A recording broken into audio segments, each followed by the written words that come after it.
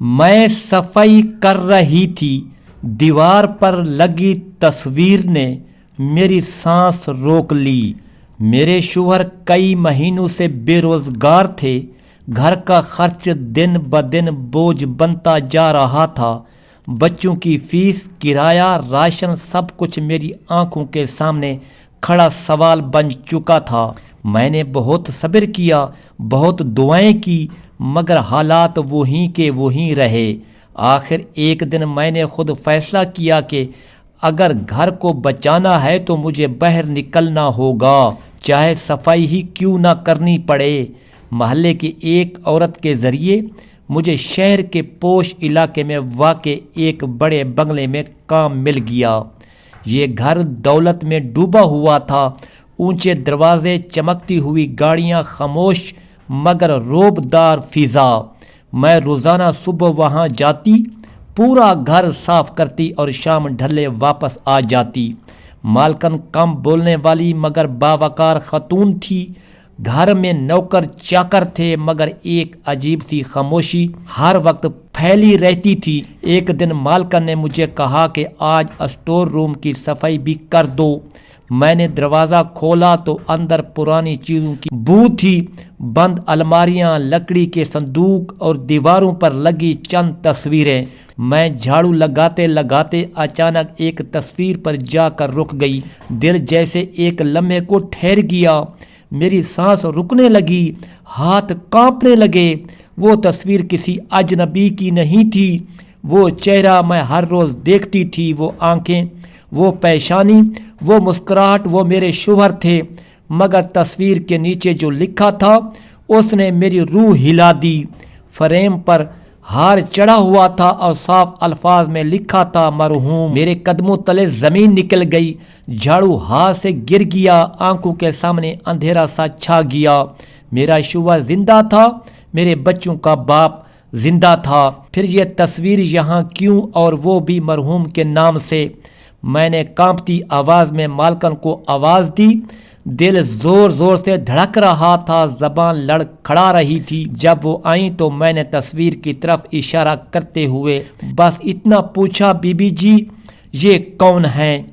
مالکن نے تصویر کی طرف دیکھا، ایک گہری سانس لی، چند لمحے خاموش رہیں، پھر بولی، تمہیں نہیں معلوم یہ میرے شوہر تھے، کئی سال پہلے وفات پا گئے تھے۔ یہ سن کر میرے کانوں میں سیٹی سی بجنے لگی، میرا دماغ مفلوج ہو گیا۔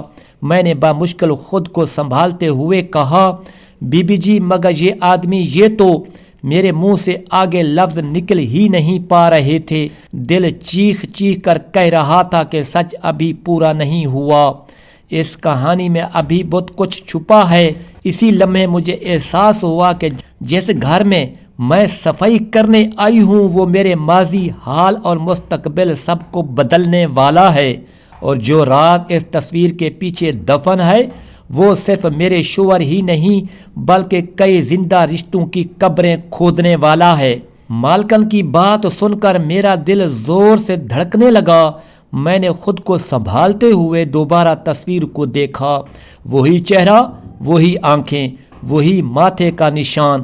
یہ کوئی وہم نہیں تھا، یہ حقیقت تھی، مگر حقیقت اتنی تلخ تھی کہ زبان ساتھ نہیں دے رہی تھی۔ میں نے ہمت جمع کی اور آہستہ آواز میں کہا، بی بی جی معاف کیجیے گا مگر یہ آدمی میرے شوہر ہیں، وہ زندہ ہیں، میرے ساتھ ہی رہتے ہیں۔ میرے یہ الفاظ سن کر مالکن کے چہرے کا رنگ بدل گیا۔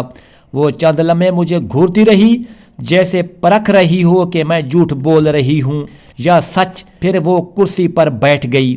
ان کی آنکھوں میں ایک عجیب سی تھکن اتر آئی، کمرے میں خاموشی اتنی گہری ہو گئی کہ میری سانسوں کی آواز بھی سنائی دینے لگی۔ کچھ دیر بعد انہوں نے گہری سانس لی اور بولی، اگر یہ سچ ہے تو پھر تمہیں ایک بہت بڑی حقیقت سننے کے لیے تیار رہنا ہوگا۔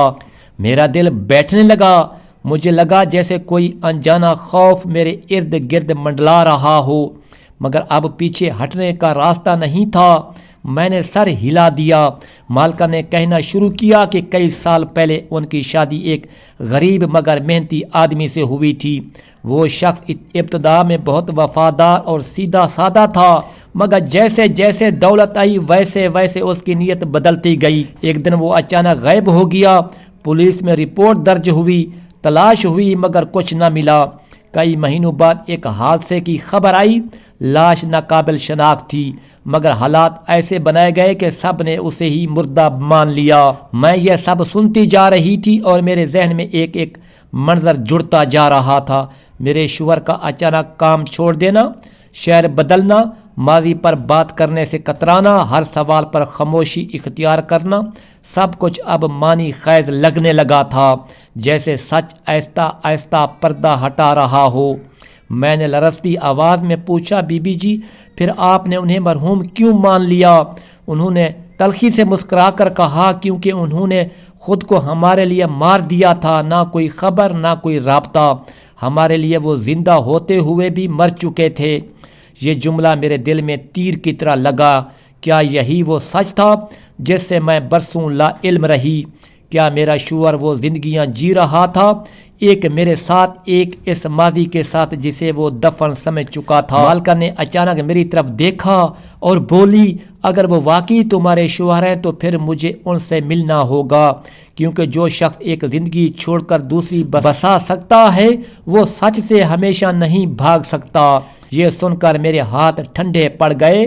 مجھے اندازہ ہو گیا کہ یہ معاملہ اب صرف ایک تصویر یا ایک راز تک محدود نہیں رہا، اب وہ لمحہ قریب آ رہا ہے جہاں سچ سب کے سامنے آئے گا، اور اس سچ کی قیمت شاید بہت بھاری ہو۔ میں اس گھر سے نکلی تو شام گہری ہو چکی تھی۔ سڑک پر چلتے ہوئے مجھے یوں لگ رہا تھا جیسے ہر قدم مجھے کسی انجان انجام کی طرف لے جا رہا ہو۔ دل میں صرف ایک ہی سوال گونج رہا تھا، جب وہ دن آئے گا اور یہ دونوں آمنے سامنے ہوں گے تو کیا میرا شوہر زندہ بچے گا یا اس کا ماضی اسے واقعی قبر میں اتار دے گا؟ اس رات میں گھر پہنچی تو شوہر کمرے میں خاموش بیٹھا تھا۔ اس کے چہرے پر وہی پرانی سنجیدگی تھی، مگر آج مجھے اس خاموشی میں خوف چھپا ہوا محسوس ہو رہا تھا۔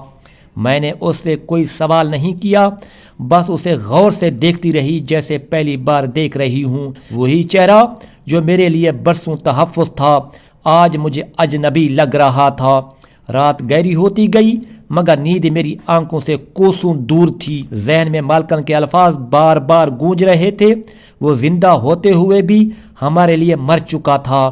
میں سوچتی رہی کہ کیا وہ میرے لیے بھی کبھی مر جائے گا یا شاید میں اس کے لیے پہلے ہی مر چکی ہوں۔ اگلی صبح مالکن کا فون آیا۔ ان کی آواز میں نرمی نہیں بلکہ فیصلہ تھا۔ انہوں نے کہا کہ وہ آج ہی میرے شوہر سے ملنا چاہتی ہے۔ میرا دل بیٹھ سا گیا۔ میں نے بہانہ بنانے کی کوشش کی مگر وہ بولی، سچ کو زیادہ دن قید میں نہیں رکھا جا سکتا۔ فون بند ہوا تو میرے ہاتھ کانپ رہے تھے۔ میں نے شوہر کو بتایا کہ مالکن ہم سے ملنا چاہتی ہے۔ وہ چونک گیا، اس کے چہرے سے خون سا نکل گیا۔ اس نے پہلی بار مجھ سے نظریں چرائیں، کچھ لمحے خاموش رہا، پھر بولا، تم نے کیا دیکھا؟ میں نے آہستہ سے کہا، وہ تصویر اور اس کے نیچے لکھا ہوا لفظ مرحوم۔ یہ سنتے ہی وہ کرسی پر بیٹھ گیا۔ اس کے کندھے جھک گئے جیسے برسوں کا بوجھ ایک ساتھ آن پڑا ہو۔ اس نے دھیمی آواز میں کہا، میں نے سوچا تھا یہ راز کبھی سامنے نہیں آئے گا۔ اس نے بتایا کہ غربت اور بے بسی نے اسے اس حد تک توڑ دیا تھا کہ وہ اپنی پہلی زندگی سے بھاگ نکلا۔ اس نے خود کو مردہ ثابت کر دیا تاکہ ایک نئی شروعات کر سکے۔ اس نے مانا کہ یہ سب غلط تھا مگر اس وقت اسے یہی واحد راستہ لگا۔ میں خاموشی سے سنتی رہی۔ میرے اندر ایک طوفان اٹھ رہا تھا مگر آنکھوں سے آنسو نہیں بہہ رہے تھے، شاید آنسو بھی اب تھک چکے تھے۔ دوپہر کو مالکن ہمارے گھر آئیں، کمرے کا ماحول بوجھل ہو گیا۔ وہ دونوں آمنے سامنے بیٹھے، کئی لمحے کوئی کچھ نہ بولا۔ پھر مالکن نے کہا، تم نے ہمیں صرف چھوڑا نہیں تھا، تم نے ہمیں مار دیا تھا۔ اس جملے نے فضا چیر دی۔ شوہر کی آنکھیں جھک گئیں، وہ کوئی جواب نہ دے سکا۔ مالکہ نے مجھے دیکھا اور بولی، تم بے قصور ہو، تمہیں اس دھوکے کی سزا نہیں ملنی چاہیے۔ پھر انہوں نے شوہر کی طرف دیکھ کر کہا، مگر اب تمہیں فیصلہ کرنا ہوگا، یا سچ کے ساتھ کھڑے ہو جاؤ یا ہمیشہ کے لیے سب کچھ کھو دو۔ یہ الفاظ سن کر مجھے اندازہ ہو گیا کہ اب کہانی اپنے آخری موڑ پر آ چکی ہے، وہ موڑ جہاں ایک فیصلہ کئی زندگیاں بدل دے گا۔ میرا دل تیزی سے دھڑک رہا تھا کیونکہ مجھے معلوم تھا کہ اگلا قدم یا تو ہمیں جوڑ دے گا یا ہمیشہ کے لیے توڑ دے گا۔ اس دن کے بعد گھر میں عجیب سی خاموشی چھا گئی، جیسے لفظ تھک گئے ہوں اور سچ بول بول کر بیٹھ گیا ہو۔ میں سوچتی رہی کہ اس کہانی میں قصور کس کا تھا، غربت کا، خوف کا، یا اس شخص کا جس نے اپنی ذمہ داری سے بھاگنے کے لیے خود کو زندہ ہوتے ہوئے مردہ بنا لیا۔ میرے شوہر نے غربت سے نکلنے کے لیے جو راستہ چنا وہ وقتی سکون تو دے گیا، مگر اس نے کئی دلوں کو زخم دے دیے۔ ایک عورت کو بیوہ بنا دیا، دوسری کو لا علم رکھ کر دھوکے میں جکڑ دیا، اور خود کو ایسا قیدی بنا لیا جو سچ کے بغیر آزاد نہیں ہو سکتا تھا۔ میں نے اس دن پہلی بار محسوس کیا کہ مسئلہ صرف بے روزگاری نہیں تھی بلکہ کمزوری تھی، وہ کمزوری جو انسان کو سچ سے بھگا دیتی ہے۔ اس نے سوچا کہ نام بدل لینے سے زندگیاں بدل جائے گی، مگر وہ بھول گیا کہ یادیں، رشتے اور سچ کسی تصویر کی طرح دیوار سے اتار کر پھینکے نہیں جا سکتے۔ وہ تصویر جس پر مرحوم لکھا تھا دراصل اس کی نہیں بلکہ اس کی انسانیت کی موت کی علامت تھی۔ مالکہ نے آخر کار فیصلہ کر لیا، انہوں نے قانونی راستہ اختیار کیا، مگر ساتھ ہی یہ بھی کہا کہ وہ بدلہ نہیں چاہتی، وہ صرف سچ چاہتی تھی، کیونکہ جھوٹ نے ان کے گھر کو بھی اندر سے کھوکھلا کر دیا تھا۔ میں نے ان کی آنکھوں میں وہی درد دیکھا جو برسوں سے میرے دل میں پل رہا تھا۔ فرق صرف اتنا تھا کہ میں لا علم تھی اور وہ دھوکے میں تھی۔ میرے شوہر نے پہلی بار سر جھکا کر معافی مانگی، نہ صرف ان سے بلکہ مجھ سے بھی۔ اس نے مانا کہ اس نے آسان راستہ چن کر سب سے مشکل گناہ کر لیا۔ اس نے اپنی ذمہ داری کو دفنا دیا اور خود کو زندہ لاش بنا لیا۔ میں نے اس لمحے محسوس کیا کہ اصل سزا جیل نہیں بلکہ ضمیر کی قید ہوتی ہے، اور وہ قید وہ برسوں سے کاٹ رہا تھا۔ میں نے اس کہانی کو وہیں بند کرنے کا فیصلہ کیا جہاں سچ کھڑا تھا۔ میں نے اس کے ساتھ رہنے یا نہ رہنے کا فیصلہ غصے میں نہیں بلکہ شعور کے ساتھ کیا، کیونکہ اس کہانی میں سبق یہی تھا کہ رشتے صرف روٹی سے نہیں چلتے، سچ، ہمت اور ذمہ داری سے چلتے ہیں، اور جہاں سچ مر جائے وہاں رشتہ بھی آہستہ آہستہ دفن ہو جاتا ہے۔ اس کہانی میں ایک غریب عورت تھی جو حالات سے لڑ رہی تھی، ایک مرد تھا جو حالات سے بھاگ گیا، اور ایک تصویر تھی جو سچ کا آئینہ بن گئی۔ یہ کہانی ہمیں یہ سکھاتی ہے کہ وقتی فائدے کے لیے بولا گیا جھوٹ نسلوں تک پیچھا کرتا ہے، اور جو اپنے فرض سے بھاگتا ہے وہ کسی نہ کسی دن اپنے ہی سامنے بے نقاب ہو جاتا ہے۔ آخر میں جب میں نے پیچھے مڑ کر دیکھا تو مجھے احساس ہوا کہ یہ کہانی صرف دھوکے کی نہیں تھی بلکہ کمزوری، خوف اور غلط فیصلوں کی تھی۔ اگر اس دن وہ مرد بن کر سچ کا سامنا کر لیتا تو نہ کسی دیوار مرحوم لکھا ہوتا، نہ کسی عورت کی آنکھوں میں یہ سوال ہوتا کہ اس کا قصور کیا تھا۔